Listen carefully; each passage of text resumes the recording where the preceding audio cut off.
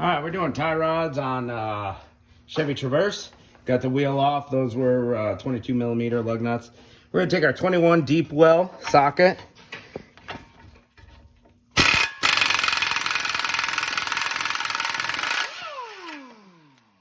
Zip that bad boy off.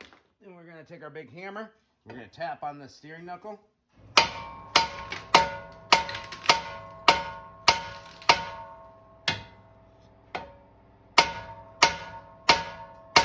One's in there. There it goes. You see the little jump? That means it wiggled out.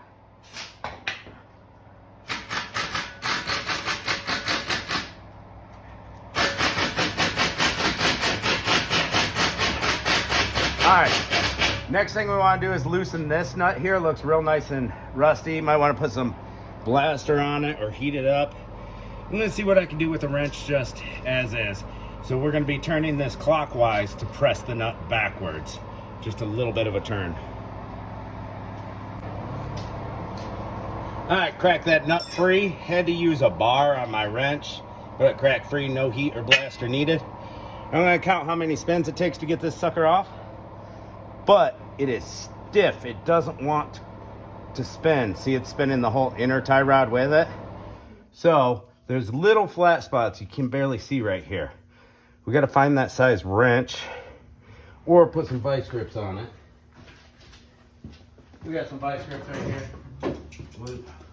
We'll use them. Now when we bust open the new outer tie rods, we're going to verify that they're the same length from end to center of the ball. It's going to get an alignment anyways, so we don't have to be too careful. But we want to get it as close as possible for the trip to the alignment shop. There we go. There's that. Now we got to try to turn this. But it's not wanting to turn. Let's loosen this a little more. This nut. We're going to give it about one full turn. And we'll put it back in that spot later. With what I already loosened, that should be about one full turn. Now we got to get this guy to spin right here.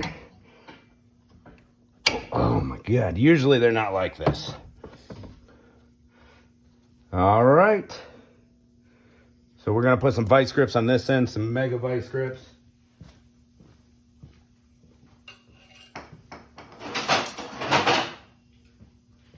And if you apply a little heat, it comes off a lot easier too.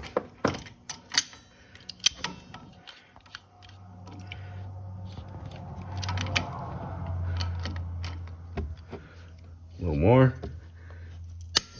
Casey, you want to hold these vice grips? Nope, it's just spinning right around. All right, this usually doesn't happen. This usually isn't a problem. We're going to use the torch and heat it up to get it to break free. And I'll count the spins when I do it. I don't think we have to show all that. But yeah, that's the way we're going to do it. All right. So what we got here, you got a 24 millimeter socket. You got your vice grip set up. Everybody can see that. Just get it on there. Done. Just like that. Yeah, zip that guy on. It took 17 turns to take that tie rod off, so that's where we're going to put the new one on. It's 17 turns, as long as both outers are the same length. Now we got to get this boot off. There's a little clamp right here. Squeeze it together with pliers, get that clamp, slide it all the way off. You can take your vice grips off now. And we have a little metal clip right here that holds the boot on the inside. Now when you put this boot back on, you can use zip ties or a new metal clamp. You can get them at the parts store, all right, to keep this boot in place. So I'm going to take my side snips and just cut that off. And you take my pliers, squeeze that clamp, get that clamp off, and then the boot will be off of there. It takes some force to pull that boot off. Sometimes a little bit of a PB blaster right here helps a little bit. All right, we got our inner tie rod tool here. Showing the tool there, Austin. Has a little slot for your 1/2-inch drive ratchet or bracket bar. It's got these little slots, and make sure they're straight and open. And what we're gonna do is find what size we need in the inner tie rod tool kit We got this guy. It says 1 7/16. Fits on there nice and good. You can rent these tools at pretty much any major auto parts store. Put down a deposit. You get your money back when you're done. Free rental tool program. So I'm holding the crow's foot still with my left hand and pushing the tool over it with my right. Now it's trying to get it to lock in. It's locked in good enough. And we don't want that crow's foot to slip off when we're putting the breaker bar on. There we go. Now we're going to go counterclockwise and turn it. Sometimes it takes quite a bit of pressure, but once it breaks free, it comes off real easily. And that's how you use the inner tie rod tool to get the tie rod off.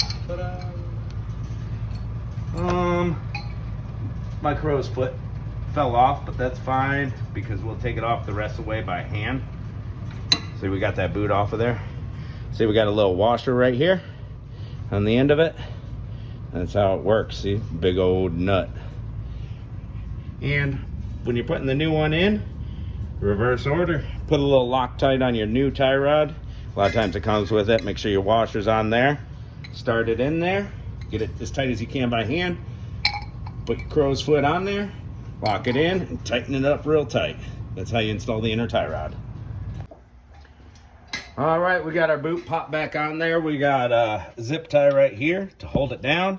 Went up through this little hole where my fingers are with long nose pliers and a screwdriver to pull down on this tail and press up on the little square to get it nice and tight. This one doesn't give you much room. I didn't want to mess with the metal clamp, which is the good way to do it. All right, we got 17 spins. We're putting it back on, but I forgot to put my little clamp on right here. Whoops. All right, so bottom line is I'm going to take this nut back off, put that clamp on the right here. But we're going to turn this on 17 spins. The inner and outer tie rods, the replacements were the same length.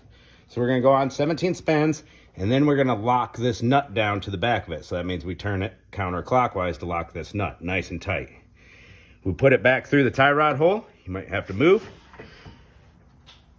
Might have to give it a little wiggle jiggle to get it set in there. And then we tighten the nut all the way down.